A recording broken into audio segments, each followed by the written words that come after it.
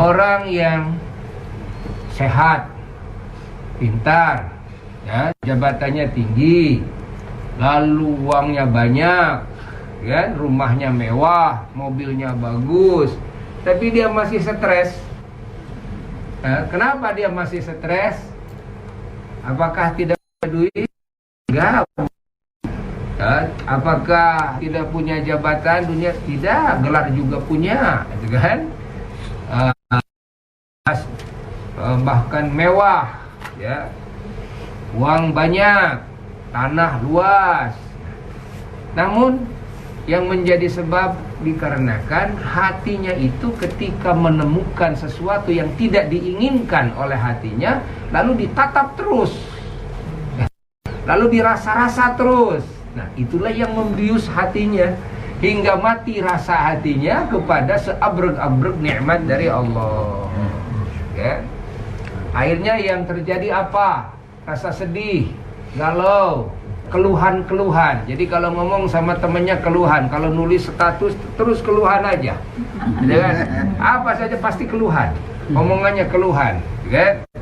Nah, padahal sekelilingnya seabrek-abrek adalah nikmat yang harus disyukuri, yang harus disikapi dengan rasa bahagia, yang harus dimunculkan dalam kehidupan nyata melalui ucapannya, melalui gerak-geriknya, melalui raut wajahnya, melalui tulisan-tulisannya, bahwa dirinya sedang mendapatkan nikmat yang tiada bandingannya dari Allah. Pujian-pujian kepada Allah. Alhamdulillah, dikit alhamdulillah. Orang yang sedang bahagia raut wajahnya lain. Alhamdulillah, alhamdulillah. Bukan dikit ketemu, orang mah, saya mah, so kan masih Nah, itu ya. Coba rasakan oleh kita. Kadang-kadang kita marah. Akhirnya kita marah sama istri, sama suami, marah sama si A, marah sama si B, pembantu dimarahin, ya. Ayam juga dilemparin, HP dibantingin, kan? Pintu dijeblukin. Gara-gara apa? Gara-gara dongkol hati. Kenapa dongkol? Karena hati menatap sesuatu yang tidak diinginkan. Padahal yang tidak diinginkan itu tidak banyak. Sementara abrek-abrek nikmat tidak terhitung, ya.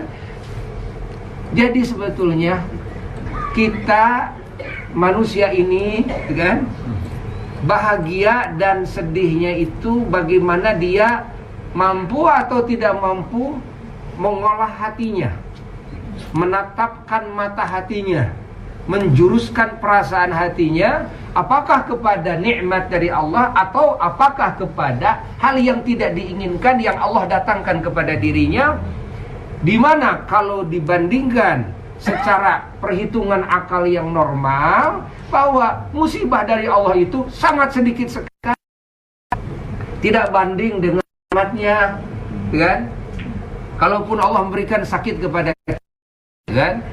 Bandingkan dengan sehatnya, tidak 1% pun, gitu kan, dari jumlah kesehatan, tidak 0,5% pun, tidak 1/4% pun, gitu kan, dari jumlah kesehatan yang Allah berikan. Lalu satu waktu kita merasa tidak mendapatkan pertolongan Allah, padahal pertolongan Allah setiap hari. Satu waktu kita punya keinginan namun tidak dikabulkan oleh Allah. Saya pingin punya mobil, saya pingin kebeli itu, kebeli ini, tapi sampai sekarang Allah belum mengabulkan. Merasa bahwa saya itu terus selalu tidak dikabulkan. Bahasanya selalu tidak dikabulkan. Padahal setiap detik dan menit penuh dengan pengkabulan keinginan dari Allah Jalla Jalaluhu Wahdah. Tuh. Harus kita sadari, harus kita rasakan bahwa kehidupan kita manusia itu, ya, gerak-gerik manusia itu, kita itu didorong, ya, dengan keinginan yang ada dalam hati. Itu pasti, ya. Kehidupan manusia itu didorong dengan keinginan yang ada dalam hatinya masing-masing. Kalau bangun tidur, pasti atas dorongan apa? Keinginan. Ingin tidur, ingin bangun tidur. Kalau tidur, pasti atas dorongan keinginan. Ingin tidur. Hatta menggerakkan tangan. Coba cek hati kita. Apakah menggerakkan tangan tanpa keinginan? Apakah menaruhnya tanpa keinginan? Apakah membuka kelopak mata dan melirikan bola mata ini tanpa keinginan? Apakah mendengar tanpa keinginan? Apakah melihat tidak mau melihatnya? Bahasa juga tidak mau, ada kemauan, gitu kan?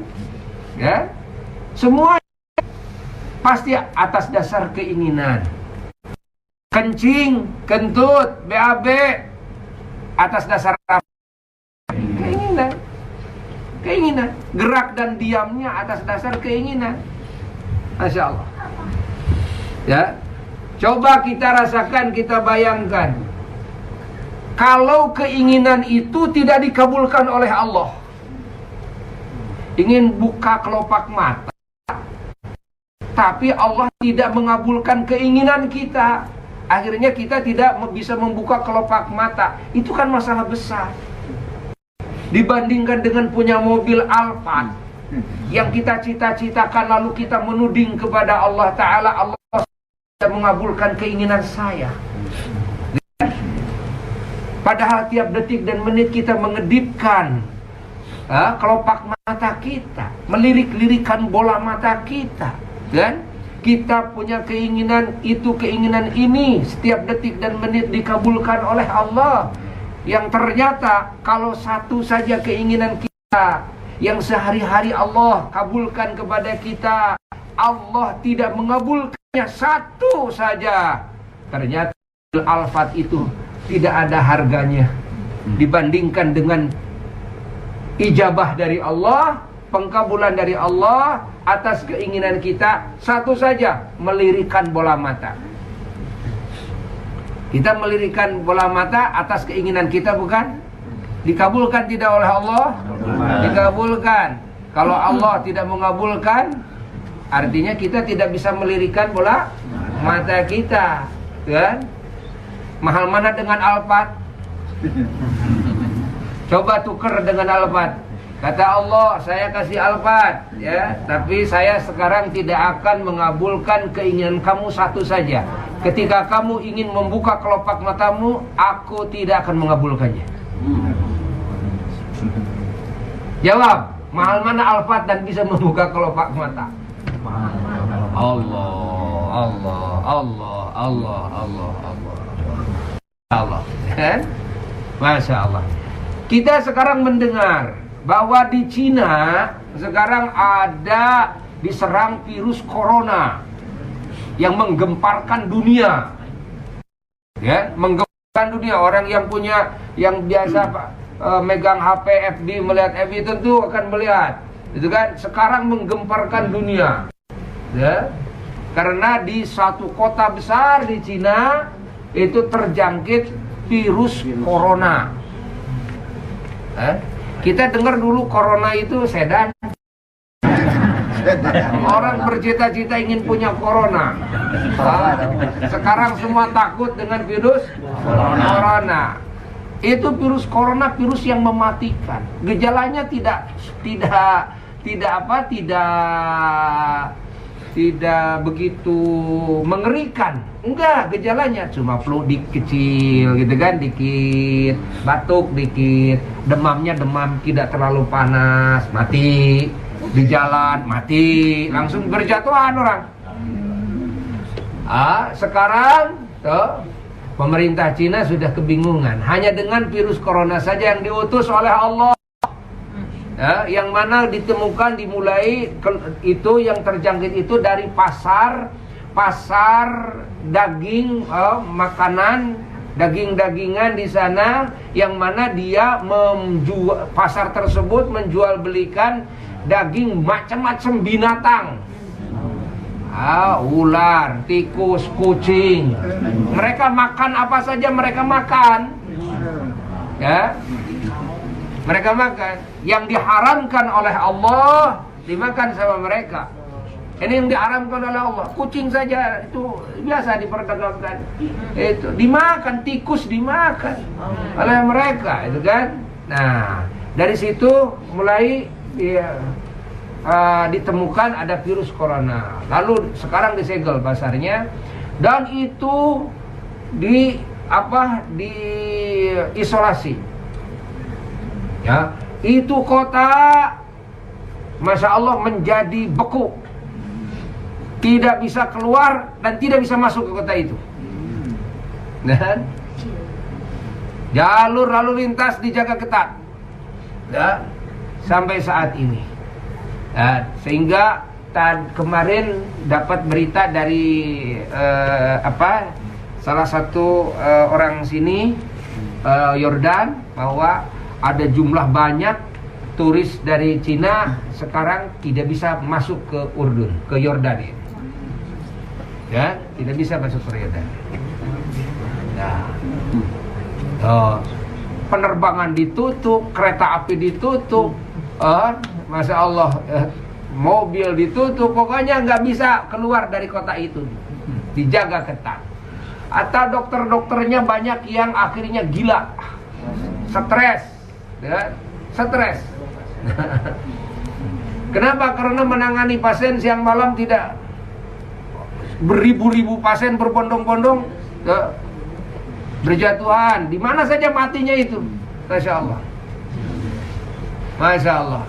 Ini bukti, ya,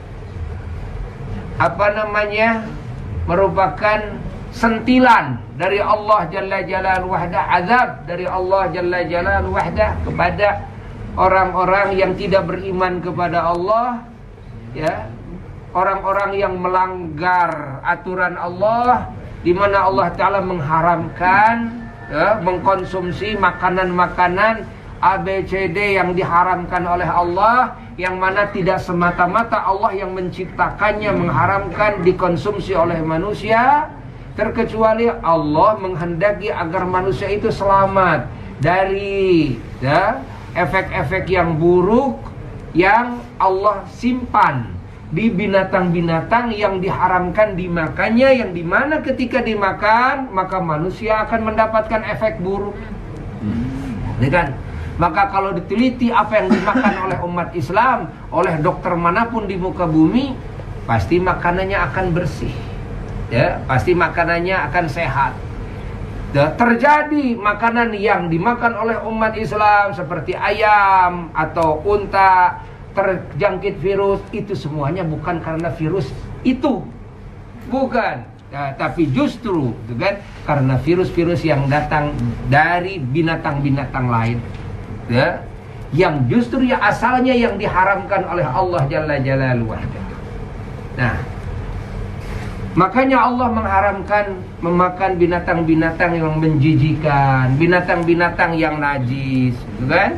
Binatang-binatang yang punya tabiat buas, yang bertaring, yang punya kuku-kuku buat mencakar, menyerang, gitu kan? Walaupun itu burung, yang punya patuk-patuk yang bisa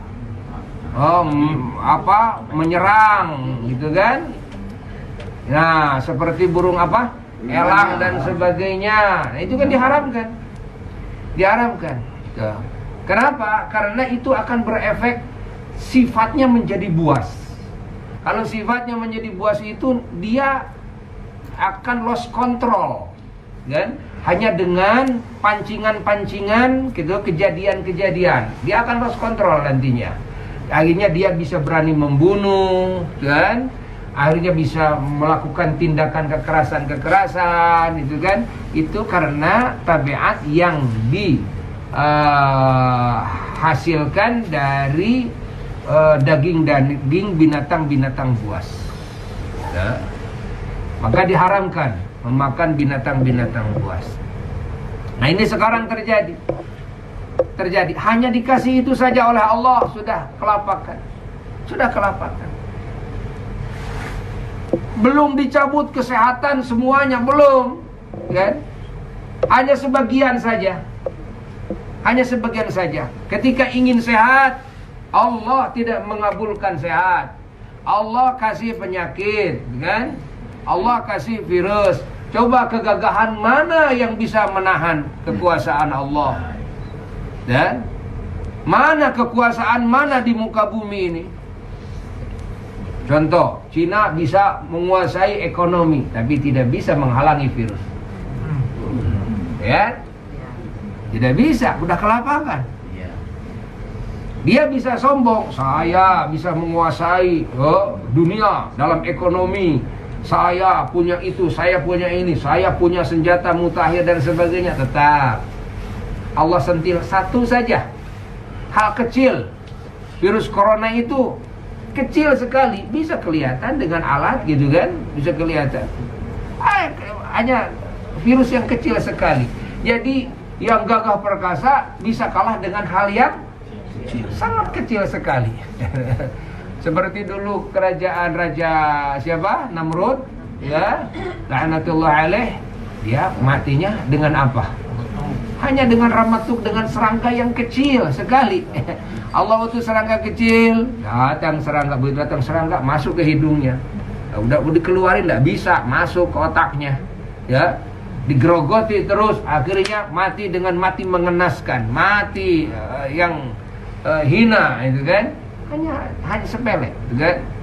Tuh, begitulah Allah Subhanahu wa taala jika Allah memperlihatkan kekuasaannya, ya. Ini agar manusia semua sadar. Tapi di sini manusia ada yang sadar, ada yang tidak sadar. Hatta yang dikasih ujiannya oleh Allah, yang dikasih musibah, yang dikasih azab oleh Allah, mereka pun juga tidak sadar. Banyak yang tidak sadar. Akhirnya mati dalam keadaan tidak beriman kepada Allah Jalla Jalaluhu wahdah. Na'udzubillah min dzalik, tsumma na'udzubillah, tsumma na'udzubillah. Sehingga sekarang penduduk Cina, karena ini kota ini besar dan ini juga sudah banyak yang lalu lalang, ya, dan ini terus diawasi sehingga seluruh penduduk Cina dilarang oleh pemerintah keluar. Ya, sekarang kan musim Imlek, itu kan hari rayanya orang Cina, itu kan biasa mereka liburan ke berbagai negara, sekarang ditutup, tidak bisa keluar ke negara manapun dari negaranya. Ya. Dan semua negara sekarang menutup diri, ya. Semua negara tidak mau menerima orang Cina datang ke negara manapun, akan mau menerima. Ya, kenapa? Khawatir dia membawa virus tersebut. Terjadi waktu virus yang dah keluar dari Cina juga sama virus apa namanya SARS, ya. SARS itu kan pernah terjadi virus SARS. Tahun berapa ya? 2000 berapa ya? Nah, itu kan sampai 17 negara terjangkit gara-gara virus yang datang dari Cina tersebut. Sekarang datang lagi, kan? Virus itu virus yang mirip katanya dengan virus SARS, ya. Tapi beda lagi virusnya. Allah yang disebut dengan virus corona tersebut. Nah, maka kita harus banyak bersyukur kepada Allah. Ya, banyak bersyukur kepada Allah, kita diberi hidayah oleh Allah kepada Islam, kepada ajaran yang suci, di mana segalanya harus suci.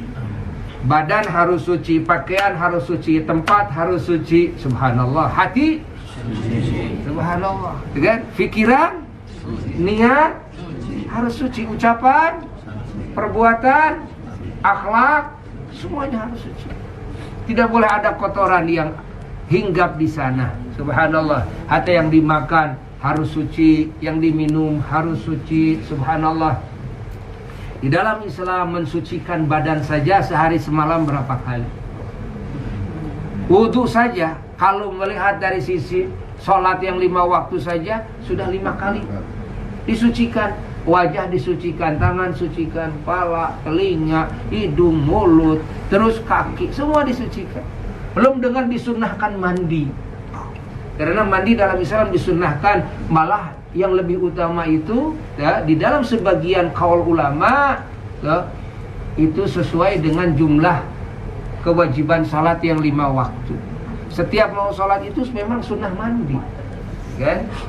Setiap mau menghadap Allah sunnah mandi. Belum lagi mandi yang disunahkan ketika kita mau ngaji, mau salawat, baca Quran, gitu kan, kumpul dalam majelis ilmu, majelis zikir, kan? Nah, ini mandi yang disunnahkan. Belum lagi mandi yang disunnahkan ketika kita hari Jumat, gitu kan? Itu mandi yang disunnahkan.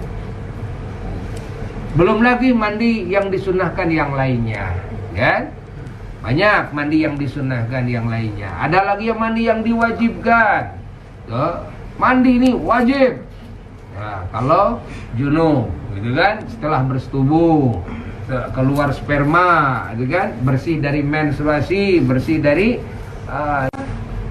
nanti bisa turun ke bawah ke wilayah bulu-bulu yang ada di sekitar kemaluan. Ya. Subhanallah.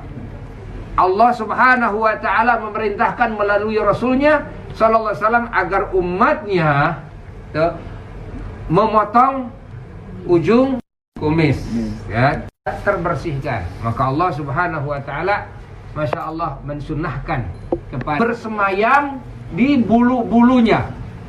Ingat, yang tidak dibersihkan. Tuh. Lalu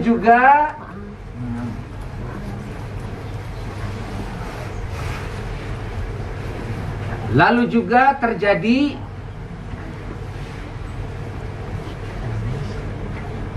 akhirnya perempuannya mendapatkan penyakit kanker rahim. Dikarenakan apa? Dikarenakan dari bakteri itu air kencing itu, ya, yang tidak bersih dan sulit dibersihkan, kan? Itu menjadi penyakit. Ketika bersetubuh dengan istrinya menularkan penyakit. Nah, Islam, Masya Allah, Allah Subhanahu wa ta'ala sudah mengatur sedemikian rupa. Kulupnya harus dihitan, ini tidak lalu kumur, bersihkan gigi, pakai siwak, disunnahkan, dibersihkan setiap wudu, berarti membersihkan gigi dalam Islam berapa kali? 5 kali dalam Islam. Kalau dalam aturan umum sikat gigi berapa kali? 2 atau 3 kali lah. Habis makan umpamanya, makan rata-rata 3 kali, itu paling bagus. Tapi dalam Islam tidak. Dalam Islam 5 kali bersihkan gigi dengan siwak setiap mau wudu. Tangannya harus bersih, kocok dulu, ya, dibersihin dulu. Lalu kumur-kumur 3 kali. Lalu juga hidung harus dibersihkan dengan air 3 kali. Bayangkan, 3 kali, tidak cukup 1 kali. Lalu baru membasuh wajah berapa kali? 3 kali. Dan wajah yang dibasuh tidak sekedar dibasuh, tapi harus digosok. Digosok-gosok di kini. Gosok-gosok. Sehingga bakteri yang nempel di keringat semuanya, itu semuanya bisa terbilas, terbuang dengan air. 1 kali gosok-gosok, 2 kali bilas, gosok-gosok lagi, 3 kali bilas, gosok-gosok lagi. Subhanallah. Cuma digosok-gosok. Dan dengan cara kuping harus dijaga. Kan? Dimana kalau saraf di leher ini sudah bermasalah, hati-hati nih. Kalau sudah bermasalah kepada otak, bermasalah kepada seluruh tubuh ini, kan? Kaku nanti. Ini harus diremas. Wudunya sempurna. Nah, sehingga setiap hari 5 kali coba diurut begini.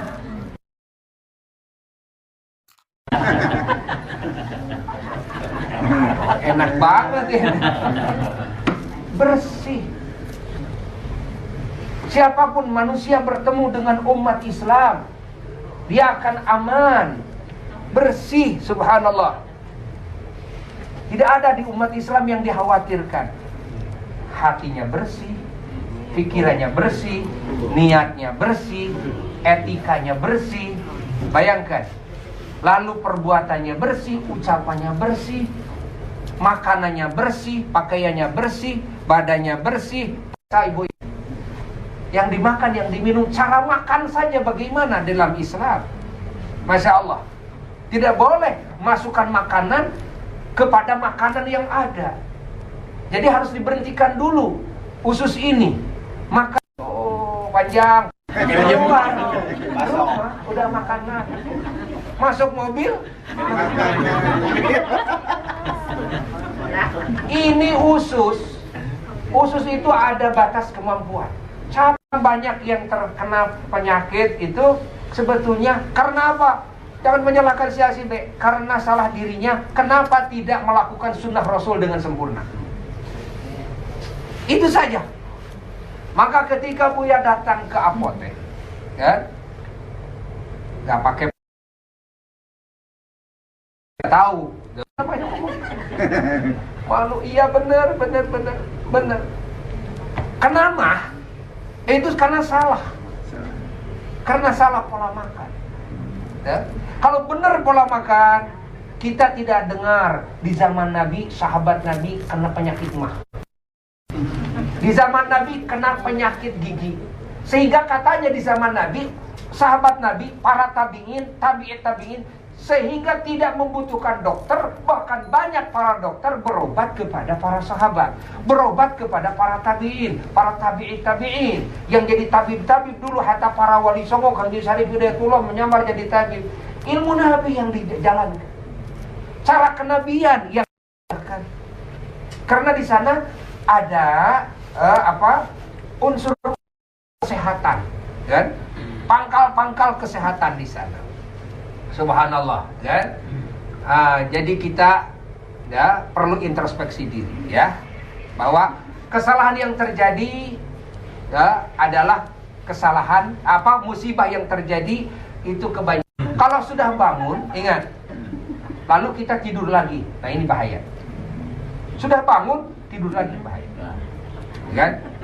Ini pola hidup. Nah, salah satunya seperti tadi makan, sudah makan isi lagi, kan? Ini bahaya, kan? Dalam ilmu kesehatan sehingga terjadi warna-warna. Banyak tidur itu bukan malah sehat. Jangan itu artinya sudah menyerang otak. Hati-hati, itu sudah menyerang otak, gitu kan? Nah, kalau sudah menyerang otak, bahaya ini, gitu kan? Dirubah coba tidurnya sekarang di pola sedemikian rupa, di manage lah, gitu kan? Manajemen kehidupan, gitu kan? Memanage kehidupan ini sangatlah penting, sesuaikan dengan sunnah Rasulullah SAW. Maka kita harus bersyukur menjadi umat Islam, ya, tapi bukan sekedar mensyukuri kita menjadi umat Islam saja, sementara di sisi lain kita tidak menjalankan ajaran Islam, kan?